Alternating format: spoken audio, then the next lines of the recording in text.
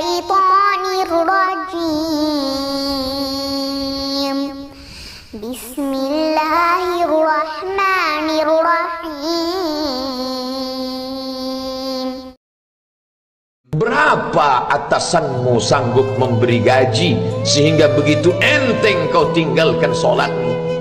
Apa yang dijanjikan istrimu sehingga begitu enteng kau berikan yang haram? Hanya rayuan sesaat, padahal dia pun akan meninggalkanmu sebelum masa tua tiba. Apa yang dijanjikan anak-anakmu? Ayah, kami akan menjagamu di hari tuamu nanti, maka berikan kami yang kami inginkan. Belikan kami rumah yang besar, belikan kami kendaraan yang mewah. Nanti setelah hari tua kami akan menjagamu, kata mereka. Tapi setelah kita tua, dosa-dosa begitu banyak terkumpul, mereka pun meninggalkan kita di panti jompo yang penuh dengan kesunyian, hening, sepi.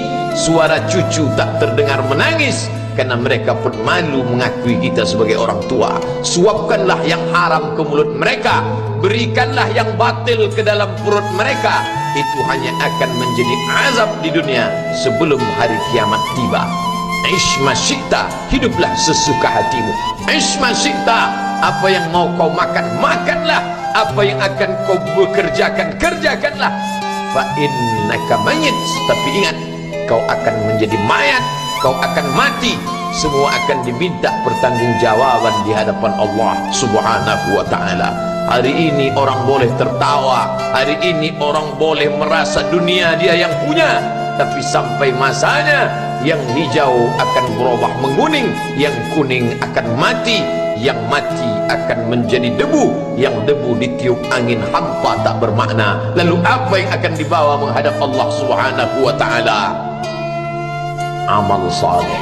Kalau pernahlah mulut itu membaca sepotong dua potong ayat sebelum berangkat bekerja, kalau sempatlah masuk ke kamar mandi mengambil air wudhu, solat sunat duha sebelum berangkat bekerja, kalau sempatlah ketika duduk dalam suasana santai membuka iPad lalu dibuka Quran digital sambil melihat beberapa ayat merenungkan maknanya mengingat mati, kalau sempatlah mulut mengucapkan subhanallah wa bihamdihi subhanallahil azim, kalau sempatlah anak istri dibawa ke masjid iktikaf mendengarkan pengajian, kalau sempatlah beberapa persen dari pendapatan itu dilimpahkan ke rumah anak yatim panti jompo masjid, kalau sempatlah beberapa meter tanah dibeli untuk pembebasan mendirikan rumah Allah, kalau sempat memberikan beberapa karpet untuk rumah yang selalu ditinggalkan, kalau sempatlah membelikan beberapa kilo beras untuk yatim piatu dan panti jompo,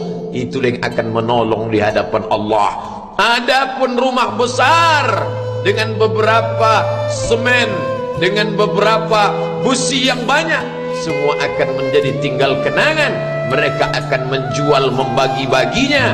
Tanah yang dulu harganya semeter 100.000 sekarang sudah menjadi 5 juta. Mereka akan bagi-bagi itu semua kepada ahli waris. Lalu kita hanya membawa 3 helai kain tipis yang tidak berjahit, dan itu semua menjadi milik orang. Kalau dulu mereka kita didik dengan pendidikan yang baik, di tengah malam mereka bangun menetes air matanya, lalu dia berdoa, Rabbighfirli wa liwalidayya warhamhuma kama rabbayani shaghira, seperti tetesan embun di tengah gurun Sahara yang panas. Kalau sempatlah mereka berdoa, Allahumma ighfir lahu warhamhu wa'afihi wa'fu anhu, maka mengalirlah air yang sejuk ke tenggorokan yang kering. Kalau sempatlah mereka membeli makanan, diundangnya anak yatim, diusapnya kepala, ya Allah, terimalah sedekahku ini untuk almarhum ayahku, almarhumah bundaku. Aku tak dapat membalas budi baik mereka, ya Allah, mereka sudah mendahului aku. Maka akan mengalirlah itu sebagai berlipur lara di tengah alam barzakh sementara kiamat tiba.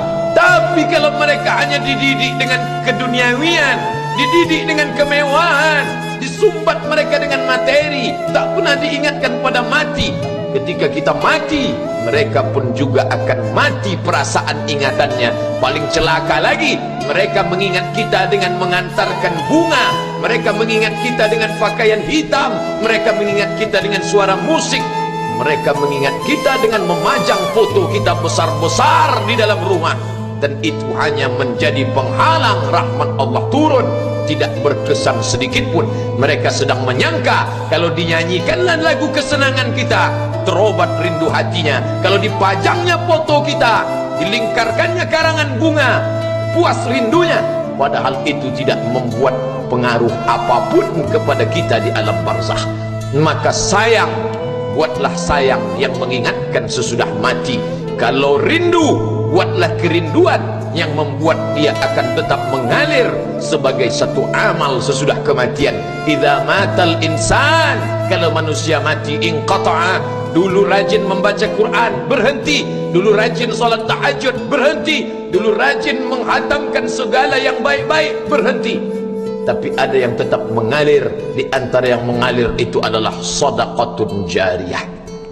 Sempat membelikan beberapa bungkus nasi, nampak orang tua di panti jompo menyuap nasi itu, menggeletar tangan mereka karena usia lanjut, menetes air mata. Kita bukan sedang melihat orang tua, kita bukan sedang melihat orang lain. Saat itu kita sedang melihat potret diri kita 30 tahun yang akan datang. Di mana aku 30 tahun akan datang? Surga, kenikmatan yang luar biasa, tapi dia tidak akan dimasuki oleh orang yang biasa-biasa. Solat biasa, baca Quran biasa, zikir biasa, untuk mendapatkan yang luar biasa, maka itu bukan perimbangan ibadah yang fair. Hanya dengan solat wajib biasa, hanya dengan baca Quran biasa, hanya dengan zikir biasa, hanya dengan sedekah biasa, berharap akan masuk ke dalam surga yang luar biasa, maka sungguh bukan suatu perimbangan.